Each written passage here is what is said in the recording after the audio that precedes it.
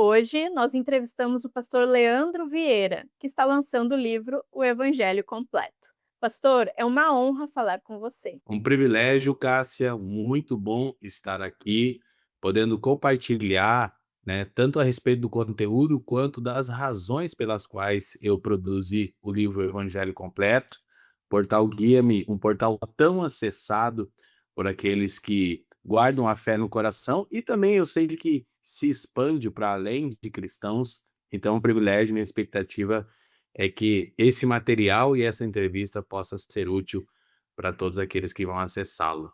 Pastor, o que te motivou então a escrever esse livro? E o que significa viver o Evangelho completo? Ótimo. O motivo principal, é devido ao fato de, por eu já estar 21 anos no ministério tempo integral, Cássia, e tendo o privilégio de pregar o evangelho em todas as partes do país e em outras nações, foi de eu ter percebido a carência que os cristãos, especialmente evangélicos no Brasil, têm de uma compreensão abrangente do que é o evangelho, a mensagem central das escrituras. Eu costumo dizer algo que soa um tanto polêmico, mas que é um fato, Cássia, constatado de maneira empírica. A Igreja Evangélica Brasileira é um dos maiores campos missionários do Brasil. Temos tudo no meio dela, mas pouquíssimo evangelho. Então, esse material nasce para suprir uma demanda de que os cristãos saibam responder a respeito da sua fé, como a própria Escritura nos orienta a isso na carta do apóstolo Pedro, e a ideia foi preparar um material onde a pessoa pudesse compreender começo, meio e fim do evangelho como um todo. Então, a razão é por perceber como nós precisamos nos voltar para as Escrituras e entender o evangelho como a narrativa central de toda a Bíblia, ou seja, a mensagem principal das Escrituras. Evangelho completo surge justamente porque nós temos uma tendência, Cássio, por vezes, a colocarmos diferentes verdades da mensagem cristã em oposição uma à outra. Por exemplo, alguns afirmam apenas deliberadamente o amor de Deus. Outros falam apenas do caráter santo e justo de Deus. E por isso nós temos uma série de fragmentos da doutrina cristã que não são toda a mensagem. Então, eu usei três expressões encontradas no Novo Testamento, Cássia: Evangelho da Graça, Evangelho do Reino e Evangelho Eterno, para explicar o que eu chamo dos três grandes capítulos do Evangelho. Não são três evangelhos, um evangelho, três grandes capítulos. O Evangelho da Graça nos ensina como Deus salva. O Evangelho do Reino nos ensina por que Deus salva. E o Evangelho Eterno, expressão que vai aparecer lá no livro de Apocalipse, nos ensina o que Deus salva. Então, como Deus salva, por que Deus salva, o que Deus salva. Essa é a parte central que eu procuro explicar no livro. E para o cristão, o que significa viver o Evangelho completo? Então, é compreender a vida a partir das lentes do evangelho. Quando se estuda os ramos da sociologia, da filosofia, nós sempre nos deparamos com uma palavra em alemão chamada Zeitgeist, que traduzida literalmente para o português, Cássia, é espírito da época ou espírito de um tempo. Lá no século XIX, filósofos alemãos ateus, importante ressaltar isso, não cristãos, eles cunharam esse termo. Os alemães são ótimos em cunhar termos para definições, Zeitgeist, para falar de que cada época tem um espírito, ou seja, uma predisposição mental. Ok? Então, o Zeitgeist é o espírito da época. O que que é isso? É toda a efervescência intelectual de uma época que forma o pensamento de uma sociedade em questão e padroniza o seu comportamento. Então, nós poderíamos até mesmo dizer que Zeitgeist é um sinônimo da palavra cosmovisão, ou seja, visão de mundo.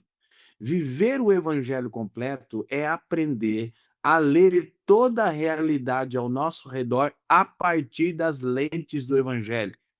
Uma coisa que eu compartilho dentro do livro é que as escrituras estão organizadas em 4 grandes movimentos. Isso é chamado de narrativa da redenção no campo da academia teológica: criação, queda, redenção e consumação.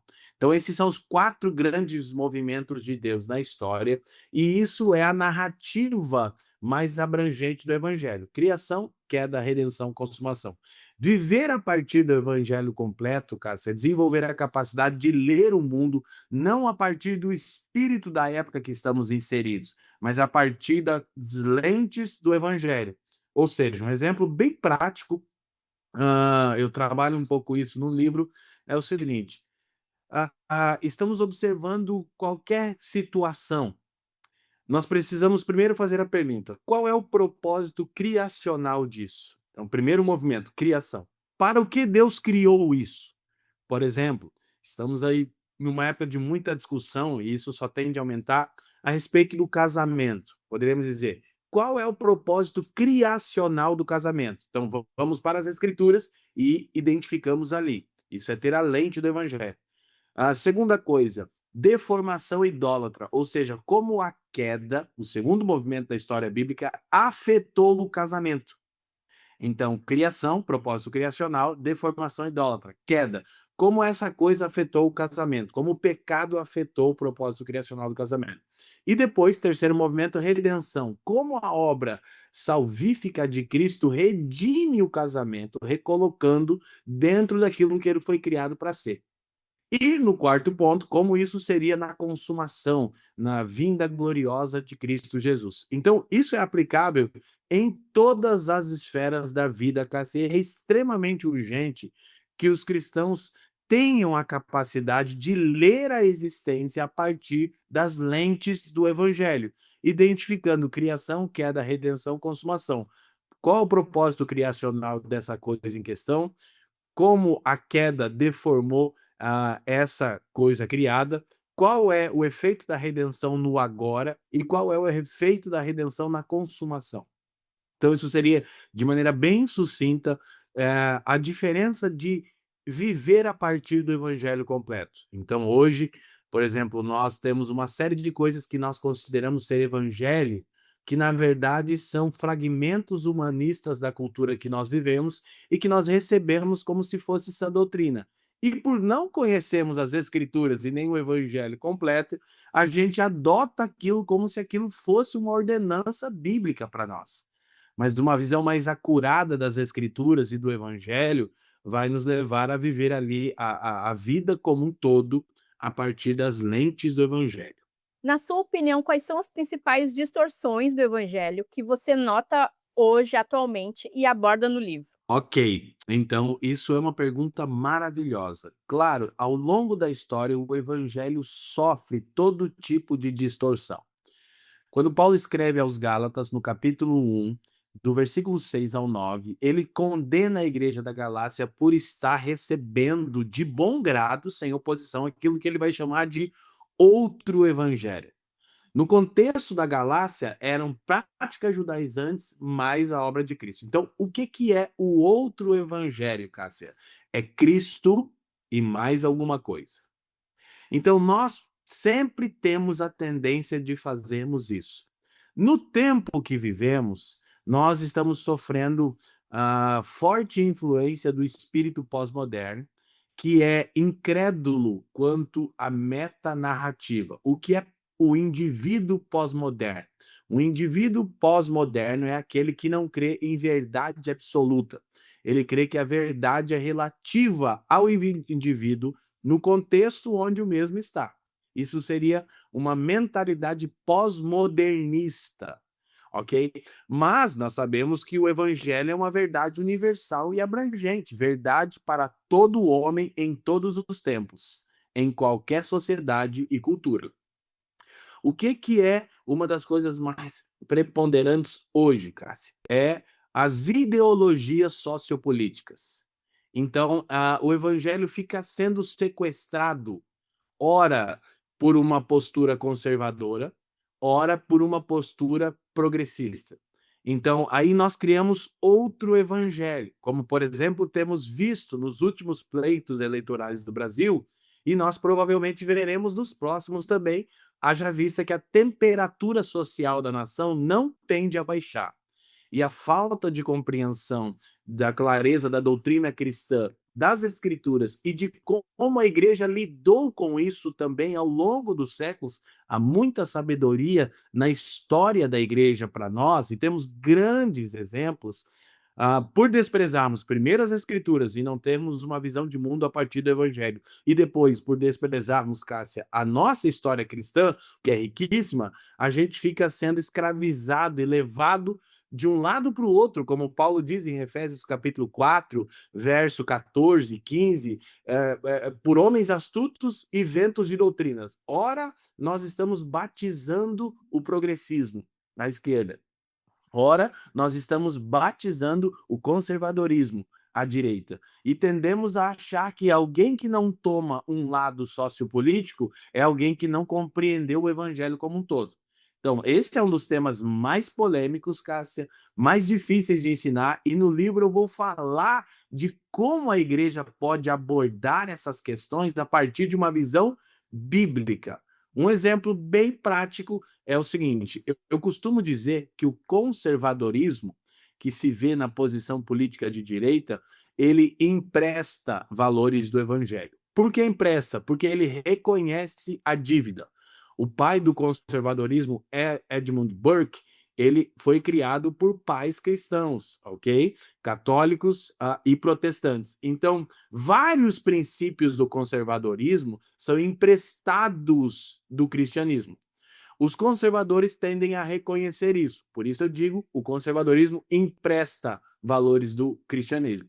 O progressismo, visto no lado político de esquerda, sequestra valores do evangelho, porque quando o progressismo está defendendo a causa dos fragilizados, pobres, órfãos, viúvas e estrangeiros, isso é chamado de quadrilátero da vulnerabilidade. Isso aqui não é uma pauta de esquerda, Cássia. Isso aqui é uma pauta do evangelho. Já está nas escrituras desde que Deus formou a nação de Israel há quase 4.000 anos atrás. Só que o que a gente faz? Como não conhecemos as escrituras, não entendemos o evangelho como um todo, nós ficamos sendo massa de manobra e levados de um lado para o outro. Então, conservadorismo empresta, progressismo sequestra, mas nenhuma dessas visões é o evangelho e nenhuma dessas é completa como o evangelho. Então, é extremamente importante identificar como as ideologias sociopolíticas, elas estão escravizando a igreja de Cristo e usando a igreja gloriosa do Senhor como massa de manobra para suas pautas e projetos políticos. Então, essa é uma das coisas que eu mostro no livro, como identificar se você está se movendo por uma ideologia sociopolítica ou por uma visão de mundo a partir do evangelho. Então, como os cristãos podem responder a essas distorções sem se tornarem céticos em relação à igreja? Então, esse é um grande desafio também. Esse tipo de posição polarizada faz com que muitas pessoas desistam da igreja. Eu costumo dizer que há um crescente número de pessoas deixando a igreja não porque perderam a sua fé, mas para preservá-la. E por mais chocante que seja, Cássia, essa é a verdade que eu constato de maneira empiricamente andando por todo o nosso país. Há um crescente número de pessoas deixando a igreja não porque perderam a fé, mas para preservá-la. Porque, nesse quesito que vínhamos falando, a igreja está se tornando política partidária, se torna insuportável. Nós queremos ouvir o evangelho e as pessoas vão desistindo. Mas, claro, esse não é o caminho. O caminho é um caminho de reforma. E talvez nós nunca necessitamos tanto retornar para os princípios elementares da reforma protestante como no tempo que se chama hoje. Então, assim, a resposta ela é extremamente objetiva e simples, Cássia. A resposta repousa naquilo que os reformadores chamaram de sola escritura, somente as Escrituras. Bastaria voltarmos para as Escrituras para percebermos o quanto de equívoco nós temos cometido. Eu quero fazer um parênteses aqui. É importante dizer que eu não tenho uma postura fatalista, ok? E nem vejo a igreja como perdida. Não, a igreja pertence a Cristo, ela é gloriosa e naquele dia bendito ela estará pronta para as bodas do Cordeiro. Contudo, nosso trabalho agora é de lidarmos com as demandas da igreja. Já que você inseriu igreja, que é um tema que eu amo, e a igreja, por vezes, está como está pela falta do evangelho no centro, eu costumo dizer, quando nós olhamos para o estudo das escrituras e da história como um todo, a igreja ela tem dois elementos, a igreja invisível e a igreja visível. A igreja invisível é a soma de todos aqueles que estão em Cristo em todas as eras, quer no Senhor agora, no reino celeste, quer vivos em qualquer canto do mundo. A igreja visível é a manifestação em diferentes localidades dessa igreja invisível. A igreja invisível é descrita em Efésios capítulo 5 como gloriosa, como santa, sem mancha, mácula, ruga ou coisa semelhante. Então, a igreja invisível, ela é gloriosa. Mas, quando nós olhamos tanto para a história do Novo Testamento, quanto para a história da igreja, tanto para os nossos dias, nós percebemos que a igreja nem sempre parece gloriosa. Por quê? Porque a igreja invisível é universal e gloriosa, mas ela se manifesta em igrejas visíveis, locais e problemáticas. E porque nós pertencemos a essa igreja local.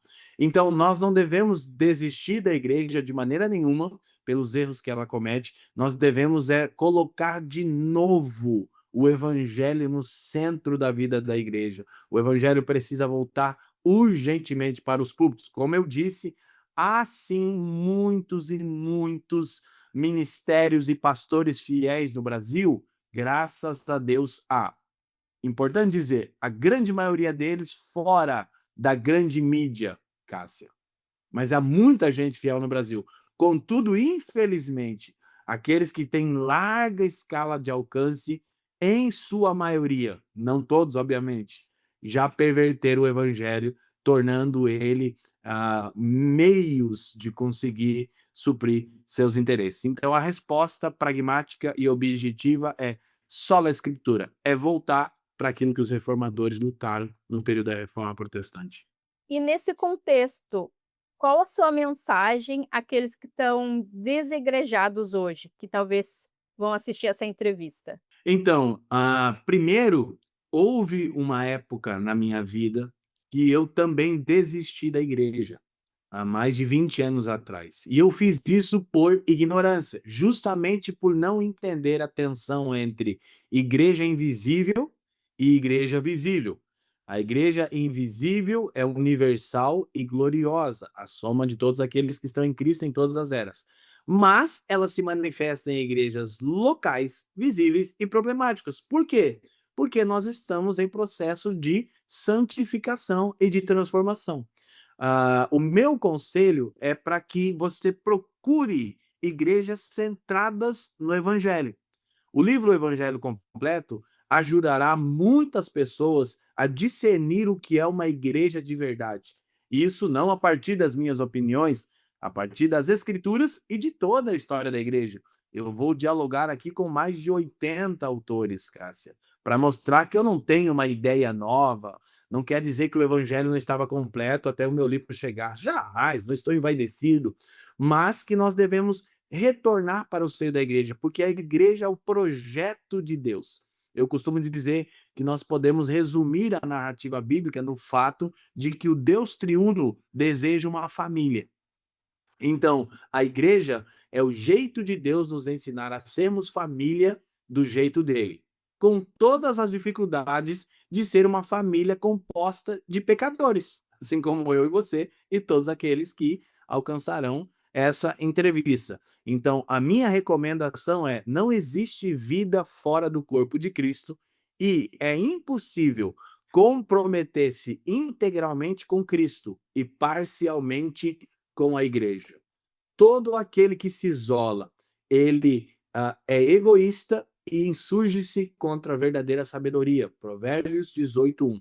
Então a saída não é deixarmos a igreja, ainda que, como eu disse, alguns precisaram fazer isso por curtos períodos, mas devem, então, logo possível, encontrar igrejas bíblicas saudáveis, que estão embasadas e centradas no evangelho e voltarem a viverem a comunhão para que possam cumprir a vocação para a qual o Senhor chamou cada um desses nossos amados irmãos. Glória a E Deus. como diferenciar, então, uma igreja cristocêntrica de uma centrada no homem? Maravilhoso, maravilhoso. As perguntas só melhoram, Cássia. Eu gosto de conversar. Sim, então, de novo, primeiro, sola a escritura, já ficou claro. Segundo, eu estou dizendo todo o tempo que se a gente voltasse e olhasse para a reforma protestante, para aquilo que homens deram a vida para que o evangelho chegasse livremente a nós, essas questões todas seriam resolvidas. Os reformadores entraram num consenso, ok? De Lutero a Calvino, de Zwinglio a John Knox, eles tinham um consenso. O que é a característica de uma igreja verdadeira? Primeira, a pregação fiel das Escrituras. Primeiro ponto. Segundo, administração correta das ordenanças, ceia e batismo. E terceiro, aplicação da disciplina eclesiástica. Essa última não existe mais em nossos tempos.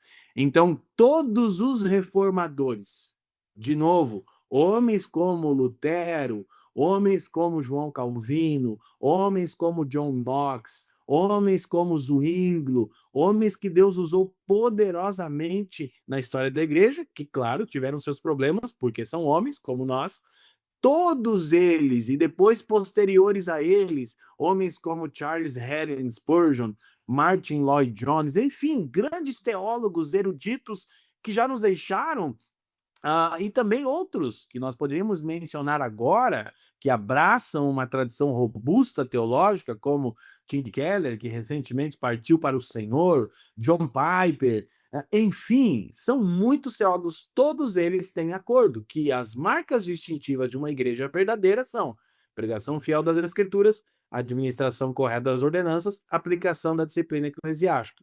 Então, isso tudo é inferido do Novo Testamento, não da cabeça desses teólogos, ok? E é aceito por toda a história da igreja. Então, a pessoa precisa ter a capacidade disso. Agora, para entender, por exemplo, o primeiro ponto, o que é pregação fiel das Escrituras? Você tem que primeiro conhecer as Escrituras. Então, eu tento, no livro Evangelho Completo, mostrar que a mensagem central das Escrituras é o Evangelho e todas as Escrituras devem ser lidas com a lente do Evangelho, a fim de que possamos ler e interpretar o mundo inteiro a partir da cosmovisão cristã. E para você, qual é a maior urgência da igreja brasileira hoje em relação à mensagem do evangelho? Muito bom. Então, uma das coisas que eu brinco no livro, entre aspas, é que eu uso aquela expressão de Paulo que vai aparecer na Epístola aos Romanos, quando no capítulo 10 Paulo vai falar da necessidade de que se envie pregadores. Ele diz que a fé vem pelo ouvir e ouvir da palavra de Deus, e aí ele levanta questionamentos e diz: mas como ouvirão se não há quem pregue? E ele depois ele continua e diz: "Como pregarão se não forem enviados?". Mas quando eu faço um trocadilho, Paulo diz: "Como ouvirão se não há quem pregue?". E aí eu digo, eu me dou a liberdade de colocar um parênteses aqui e dizer: "Como pregarão se não conhecem a mensagem?". Então, uma vez, houve no Brasil, há poucos anos atrás, um grande evento de evangélicos que lotou 3 ou 4 estádios no Brasil. Eu participei desse evento, porque eu entendi que era um movimento de unidade da igreja, ainda que eu não tivesse concordância teológica, mas coloquei a unidade um pouco acima. Em uma das reuniões de organização desse evento, que juntou milhares de cristãos e falava-se de um envio em massa de missionários brasileiros para o mundo inteiro, eu levantei essa pergunta. Eu disse: gente, vamos refletir no seguinte: se o único lugar do mundo que tivesse o evangelho fosse o Brasil, Ao enviarmos os missionários brasileiros, que tipo de evangelho teríamos no mundo? Então, qual é a principal urgência? É conhecer as Escrituras. A principal urgência é que nos voltemos para a palavra de Deus uma vez mais. A principal urgência é resgatarmos o sola Escritura. Somente as Escrituras. Elas são suficientes, inerrantes, infalíveis e absolutas. É isso que nós precisamos de mais urgente. E é interessante observar que muitos líderes falam de analfabetismo bíblico, né, na igreja brasileira. Só que nós vivemos um contexto que tem tantas traduções bíblicas, tanto acesso à literatura, a ensino, cursos, escolas bíblicas, cursos de teologia, né, se multiplicaram e ainda assim muitos continuam, com esse analfabetismo em relação à Bíblia, né. Exatamente. Se não me falha a memória, foi o poeta Mário Quintana que disse que analfabeto é aquele que sabe ler e não o faz. Não é aquele que não sabe ler. Então, hoje, infelizmente, nós sofremos desse analfabetismo bíblico, porque não nos voltamos para as Escrituras. Mas eu diria que esse problema, como um pastor, falando aqui da minha classe, eu diria que esse problema começa direto nos púlpitos. Infelizmente, hoje, grande parte dos pastores, especialmente os da nova geração, da minha faixa etária, dos 40 e tanto, ah, anos, eles não se debruçam e não se esmeram nas escrituras. Eles, na verdade, pregam mensagens de encorajamento, de autoajuda, mensagens muitas vezes, tão somente terapêuticas, né, nem percebem que muito da fala deles está escravizado com ideias freudianas da vida. Enfim, ah, nós realmente precisamos nos voltar para a palavra de Deus e essa é a razão de eu ter escrito o livro O Evangelho Completo.